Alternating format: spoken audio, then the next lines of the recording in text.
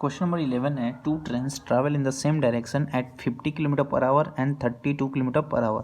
देखो भाई same direction है यानी कि जो ओवरऑल जो स्पीड होगी वो माइनस हो जाएगी। A man in the slower train observes that 15 seconds elapse before the faster train completely passes him. यानी कि मान लो ये स्लो वाली ट्रेन है जिसकी स्पीड है 32 किलोमीटर पर आवर और ये फास्टर वाली ट्रेन है जिसकी स्पीड है 50 किलोमीटर पर आवर। तो एक इस ट्रेन में स्लोअर वाली ट्रेन में बैठा आदमी ये देखता है कि फास्टर ट्रेन आती है और उसको पास कर जाती है, तो उसने टोटल 15 सेकंड का समय लिया।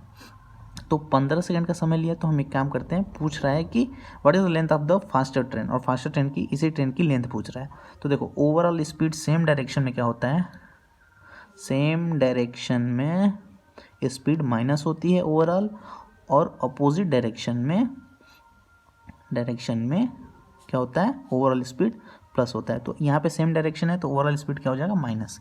तो माइनस यानी कि 52 माइनस 32 रिलेटिव स्पीड जो निकल के आ गया वो हो गया 18 किलोमीटर पर आवर। अब 18 किलोमीटर पर आवर ओवरऑल किसका स्पीड होगा, जो फास्ट ट्रेन चलेगी। तो यही ट्रेन कितने सेकंड में पार कर रही है, 15 सेकंड में। तो इसको मीटर पर सेकंड में चेंज कर लेते हैं। तो मीटर पर सेकंड के लिए ये हो गया मीटर, ये हो गया पर सेकंड, और कितना सेकंड लगा है 15। तो टोटल डिस्टेंस, टोटल लेंथ निकालने के लिए 15 से मल्टीप्लाई कर देंगे। ये 5, ये 12, ये 2, और ये हो गया 3, ये हो गया 5। तो 5 into 5 into 3, 5 5 25 3 75 metre. Question number 12, in an army camp ration is available for 100 soldiers for 10 days. After 2 days 60 soldiers joined, then for how many more days will the remaining ration last? देखो भाई ये same उस type का question है जो पहले 2 बार करा चुका हूँ मैं। कह रहा है कि एक आर्मी कैंप में 100 सोल्जर्स के लिए 10 दिन का खाना है, ठीक है, 100 सोल्जर्स के लिए 10 दिन का खाना है। आफ्टर 2 डेज यानी अब बच गया कितना, 100 सोल्जर्स के लिए कितने दिन का खाना, 8 दिन का खाना। कह रहा है कि तो देखो 100 सोल्जर्स के लिए 8 दिन का खाना है, तो एक सोल्जर के लिए कितना होगा, ज़्यादा दिन, और ज़्यादा के लिए क्या करेंगे, मल्टीप्लाई। तो एक सोल्जर के लिए कितना दिन खाना चलेगा, 8 इंटू 100। अब कह रहा है कि 60 सोल्जर जो है ना और आ गए। तो पहले कितने थे 100 और अब कितने आ गए 60। तो अब कितने टोटल हो गए 160, 160। तो पूछ रहा है कि 160 के लिए कितने दिनों का खाना होगा, कितने दिनों का खाना होगा। तो एक आदमी के लिए इतने दिनों का, तो 160 आदमी के लिए कम दिनों का, तो कम से कम के लिए देखो मैं बता दूँ, ज़्यादा के लिए होगा मल्टीप्लाई और कम के लिए होगा डिवाइड। अब ये लॉजिकली खुद से दिमाग लगा के सोचना है। तो एक बंदे के लिए 8 इंटू 100, तो 160 लोगों के लिए 8 इंटू 100 बाई 160, ये हो गया 20 और ये हो गया 5। कितने दिन चलेगा, 5 दिन।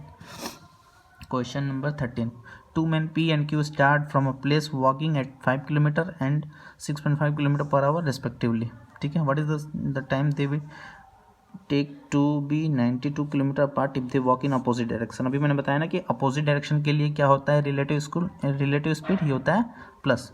तो ये है 5 इसका और 6 + 5 6.5 इसका। तो ओवरऑल जो स्पीड हो गई 11.5 किलोमीटर पर आवर। तो कह रहा है कि 92 किलोमीटर जाने में ये कितना समय लेंगे, तो 92 अपॉन 11.5 डिवाइड कर देंगे, ये जाएगा 11 8 88 और 8 अपॉन 2 4 यानी 8 आवर। क्वेश्चन नंबर 14 है, the number of worker in the employment guarantee scheme increase by 15 which result in to increase of 20%। What was the initial number of worker.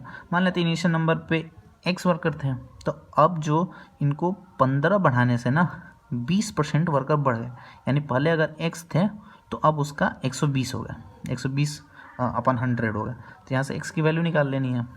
तो क्या होगा 100x plus 1500 is equal to 120x। यहाँ पे सिर्फ equation बना था, जो question में दिया है उसको इक्वेशन बना देना था। कह रहा है कि 15 लोगों के बढ़ने से 20% की बढ़ोतरी हुई, वही मैंने इक्वेशन बना दिया। अब यहाँ पे क्या हो गया कि 20x इज इक्वल टू 1500, तो x इक्वल टू निकल के आ गया 75।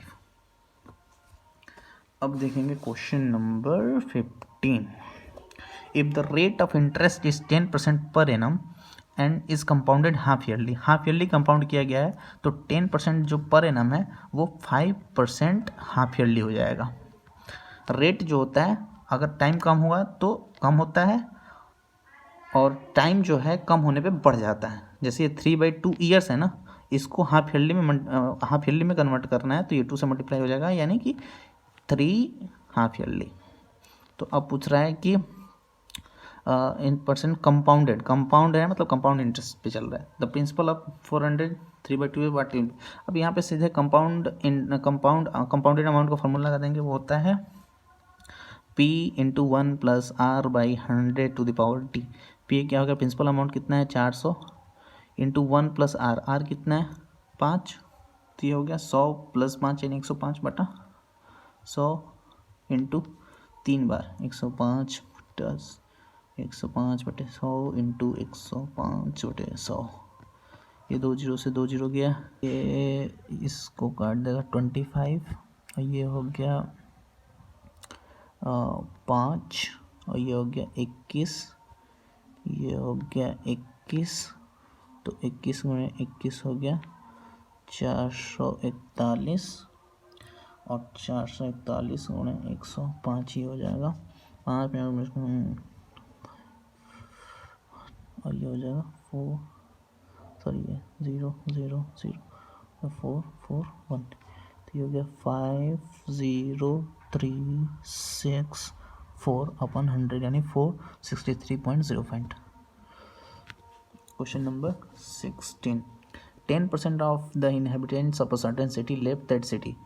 Later on, 10% of the remaining inhabitants of that city again left the city. What is the remaining percentage of the population of the city?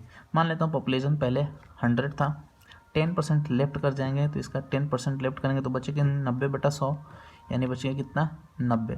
फिर से क्या किए कि 10% गायब हो गए, तो 10% फिर से गायब हो जाएंगे, तो फिर 90/100 हो जाएगा, तो ये हो जाएगा, अब बचेगा कितना 81। तो कह रहा है कि what is the remaining percentage of the population of that city. तो पहले था 100 माना था मैंने, बच गया 81, तो कितना परसेंट बच गया 81/100 इंटू 100 यानी 81%। Question number 7। Which one of the following is largest among the following.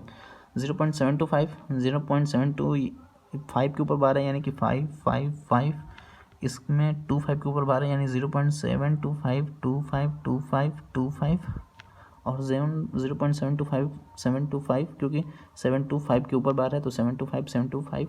देखिए बार का मतलब होता है, जैसे मान ली किसी नंबर के ऊपर, मान ली x के ऊपर मैंने बार लगा दिया, इसका मतलब है कि ये digit infinite number of times, यानी 0.x x x x x। तो वैसे 725 725 725। अब ये इसमें सबसे बड़ा है ये 725, उसके बाद फिर से 7 है, यहाँ पे 725 के बाद 2 है छोटा है, 725 के बाद 5 है छोटा है, और 725 के बाद यहाँ 0 है छोटा है, तो ये बच गया ये। Question number 18। If m and n are two integers such then m is equal to n square minus n, m is equal to n square minus n दिया हुआ है, और पूछा है कि m स्क्वायर माइनस 2m किससे divisible होगा। देखो ऐसा क्वेश्चन में ना जिसमें पूछ रहा है किससे डिविजिबल होगा, और इनमें किसी की भी वैल्यू कुछ दी नहीं है, तो आप खुद से ही एग्ज्यूम कर लो। मैंने n इज इक्वल टू पहले मान लेता हूँ 1, अब मान के देखता हूँ 1, तो m की वैल्यू क्या हो जाएगी 1 स्क्वायर माइनस 1 यानी 0।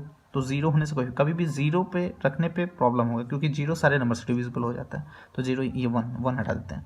n इज इक्वल टू मैं 2 रख देता हूँ, तो ये होगा 2 × 2 4 4 माइनस 2 यानी 2, यानी m की वैल्यू आ गई 2, m की वैल्यू अगर 2 आ गई तो यहाँ पे रखेंगे तो 2 × 2 4 माइनस फिर 2 × 2 4 फिर से 0 आ गई, तो फिर 2 पे जो है ना फिर से कंडीशन, क्योंकि 0 तो सारे नंबर से डिवाइड होगा तो पता ही नहीं चलेगा कि किससे डिविजिबल है। तो एक और बढ़ा लेते हैं, लास्ट ट्राई करते हैं, n इक्वल टू कर लेते हैं 3, तो 3 कर लेंगे, तो m की वैल्यू कितनी आ जाएगी 3 स्क्वायर यानी 9 माइनस 3 यानी 6, m इक्वल टू आ गया 6। अब 6 m की वैल्यू को यहाँ रख देंगे, तो ये 6 स्क्वायर यानी 6 का 36 और माइनस 6 दूनी 12 यानी बच गया 24। अब 24 किससे डिवाइड होता है 9 से नहीं, 16 से नहीं, 48 से नहीं, 24 डिवाइड होता है 24 से, तो ऑप्शन सी।